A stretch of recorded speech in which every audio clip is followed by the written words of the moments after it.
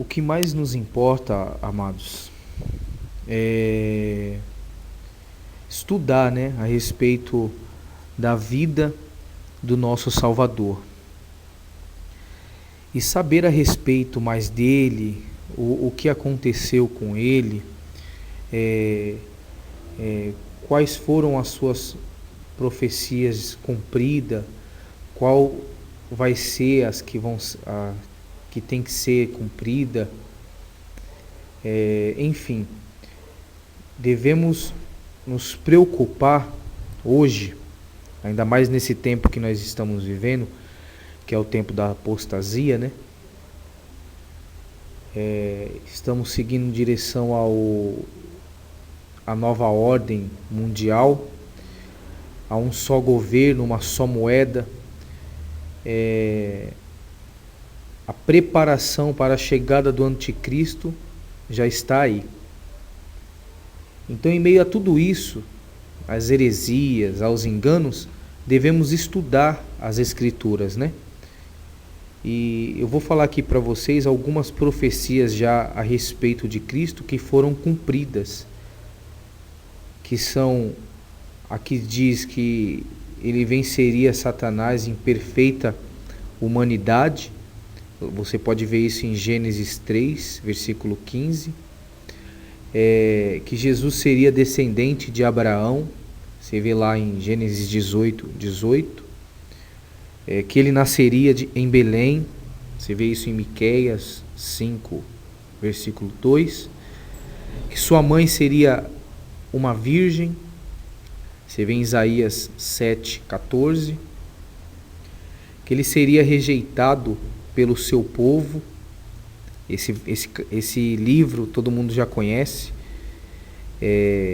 Isaías 53, 3, né? Que fala lá de toda a passagem dele como o cordeiro que levou o nosso pecado, que levou nossas dores, as nossas enfermidades, foi desprezado, foi rejeitado entre os homens, enfim. Uma profecia cumprida já, que ele seria rejeitado pelo povo. Que seria traído por um amigo, né?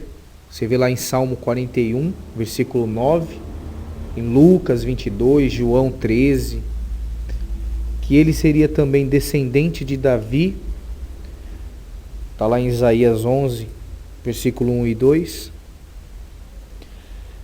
que suas vestes seriam disputadas por sorte, Salmos 22, 18, seria conhecido como quem veio da Galileia. Você vê Mateus 4, versículo 12. Sua obra redentora foi anunciada. Aí você vê pelos profetas, né? Que a sua obra redentora foi anunciada por profeta Isaías no Antigo Testamento. Aí depois você vê lá pelos discípulos, em Mateus 27, Lucas 4 e Romanos 15, 18. Aqui são as profecias a respeito de Cristo, amados, que foram cumpridas, que é bom a gente saber. É um pequeno estudo que eu fiz aqui a respeito das profecias e que já foram cumpridas, né? Agora, o que é mais importante? Isso é importante, mas o que é mais importante? As que estão para serem cumpridas, que eu vou aqui dizer para vocês, que são a que Jesus governará. Você vê em Gênesis 49, versículo 10, o seu reino será estabelecido para sempre. Você vê lá o profeta Samuel disse isso, né?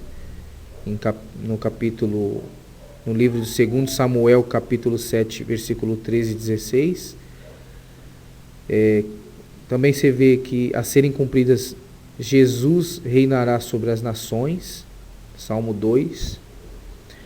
Ele julgará as nações, ele julgará Israel, Mateus 25. Ele voltará, você vê lá em Daniel, em Mateus e Atos.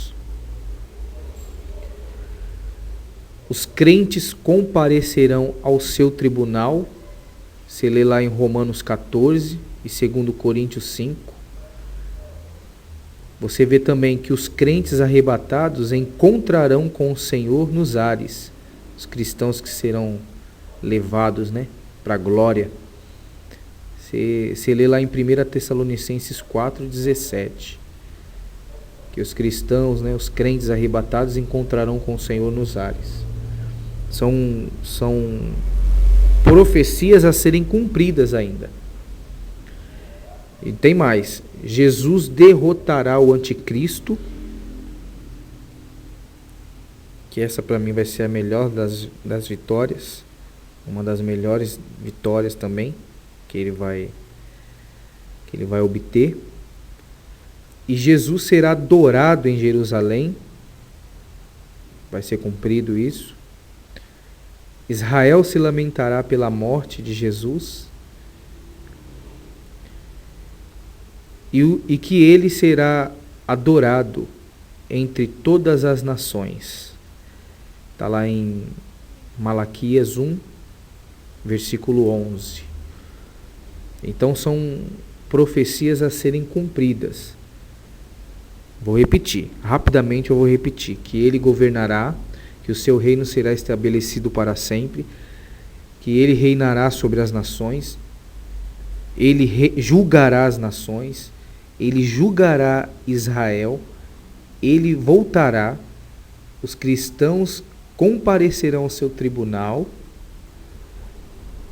e os que serão arrebatados encontrarão com ele nos ares, com o Salvador. Jesus derrotará o anticristo. Jesus será adorado em Jerusalém. Israel se lamentará pela morte dele. E o Senhor será adorado em todas as nações. Amém? Foi um pequeno estudo que eu fiz aqui, que eu achei muito interessante em compartilhar com vocês. Essas são as profecias a serem cumpridas. Que Deus nos ajude e nos dê sabedoria para que nós não venhamos ser induzidos a fazer aquilo que desagrade a Ele. Por isso a leitura, por isso a prática da palavra, por isso o estudo das Escrituras, para que nós não venhamos ficar desapercebido e que também não sejamos enganados, né?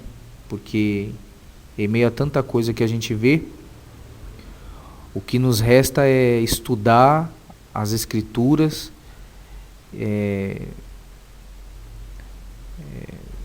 se reunir entre os irmãos que também procuram estar na verdade, para então chegar em uma